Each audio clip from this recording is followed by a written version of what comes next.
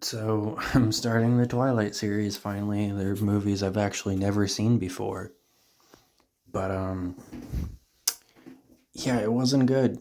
I heard they were fun bad, but honestly wasn't even fun bad. There was like some scenes that are so laughably bad that they're entertaining, but most of it was honestly just really boring.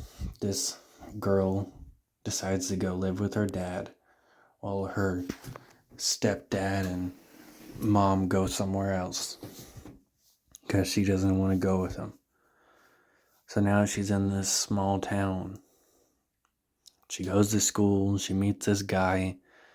She doesn't even talk to him at all. She sees him once and he tries to transfer her out of the class because I guess he immediately fell in love with her, which is just weird. He just saw her one time in one class, never spoke, never did anything, and now he's in love with her. That's what I'm getting from that, which is pretty stupid. So the next time she sees him is like a week or two later, and he excuses that by some family trip or whatever. And she like straight up asked, "You weren't here. Like you don't even know this dude. Why is this your business? You've never even talked to him. This is like the first word she says to this guy, and he's never even interacted with her. It's insane. Ends up saving her life, so I guess that makes her fall in love with him. And he just keeps reaffirming the fact that he can't be near her. He's got to stay away. Eventually, he sneaks in her room and tells her he likes to watch her sleep. It's fascinating to him, which is kind of silly. I get. Um, he says it's been decades. I'll talk more about that later. But he was an adult. He was still an adult. Not an adult, a human. At 17, so he slept for 17 years of his life. But I get he probably has kind of not remembered that feeling as well. But it's still something he's done before. But he acts like sleeping is something he's never done before. But the way it comes off is very creepy, and she doesn't acknowledge that at all. And he pauses before he says it's fascinating to him. So he's just like, I like watching you sleep. No, I don't want to hear that. And, I thought for some reason Taylor Lautner was always a big deal in this series, but in this movie, he's in three very brief scenes, and one of them's kind of thrown in at the end.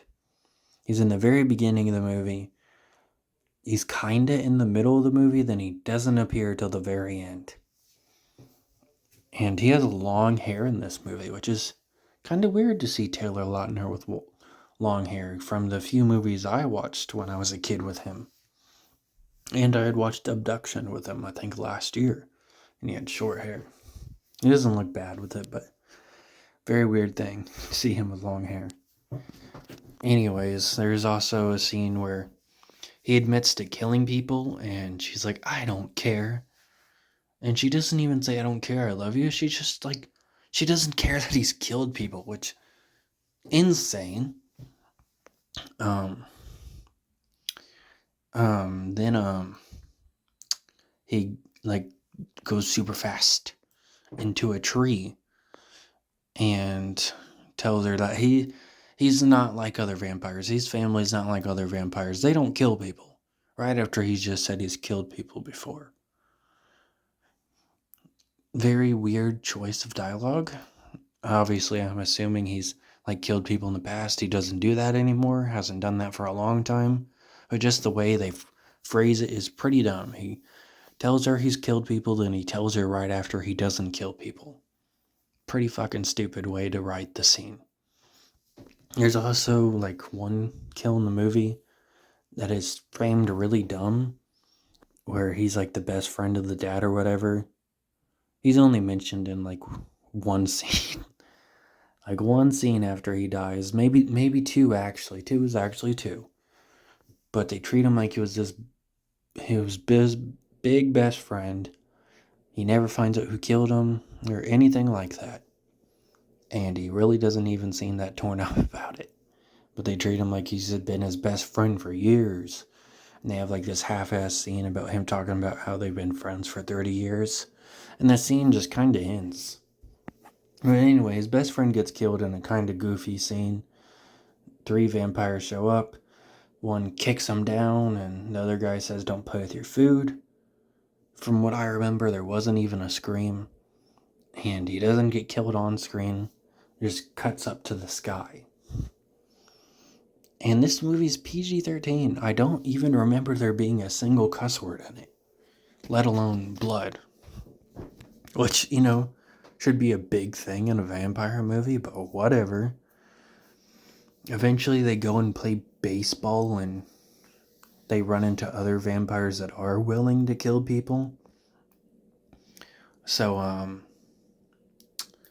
Robert gets, Edward, and it's his movie, and the name in the movie, his name's Edward. But, he apologizes and says he never should have brought her here. But it's just, outside playing baseball. It's so stupid. I never should have brought you here. I never should have let you play baseball. It's so stupid. So we find out that that vampire is a tracker or whatever. There's 3 vampires, but 2 of them are going after Bella. Which doesn't even fucking matter because the other one, she doesn't do anything. She disappears after the scene where they say they're both after her. They talk about stuff she does off screen. They say that she had hacked into computer files for the tracker or whatever.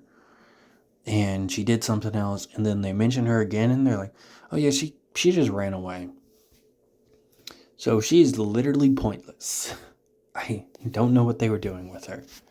They end up killing the tracker, and Edward starts drinking her blood too much because she got bit by the tracker, but he's trying to make sure she doesn't turn into a vampire, and he's literally killing her.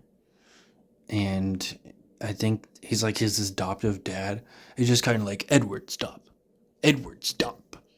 Fucking push him off of her. Do something. Don't just sit there and do absolutely nothing. I guess Edward ends up stopping. They don't show us. Before I talk about the rest of the movie, I do want to mention one thing. It is typical to have vampires, for some reason, be hundreds of years old, and then they'll date someone that's barely 18 because they don't age and look wise, but they're still old. Sure, they may look 19, 20, but they're fucking hundreds of years old. There's clearly a maturity gap, an age gap there. Well, to fix that in this movie, instead of that, he's been 17 for decades, which logically does not make sense. So when his birthday comes around, it's just I'm 17. It makes logically no sense, because that would mean that he just has to straight up legit ignore his birthday, which is just weird. Now back to the rest of the movie. It's pretty dumb. She's in the hospital now. She had said some awful things to her dad. She even says that the thing she says to him before she leaves is the last thing her mom said to him before she left him. And she's like, I need to apologize to him. Can you go get him? So her mom goes to get him. The next scene is her walking down the stairs in a cast and telling her dad she'll see him later. I think they legitimately forgot to write in an apology scene. Now that's bad writing, because they don't mention anything about an apology or literally anything. She says she wants to apologize, and the next scene's her walking down the stairs in a cast, walking past her dad to go dance with her boyfriend. It makes no logical sense. And then the movie ends with some vampire I don't really recognize taking off a wig and dancing in black and white.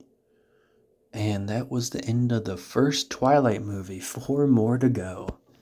They're all on Tubi TV right now, so I will be watching them. Hopefully they're somewhat better, but I was not a fan of this one at all.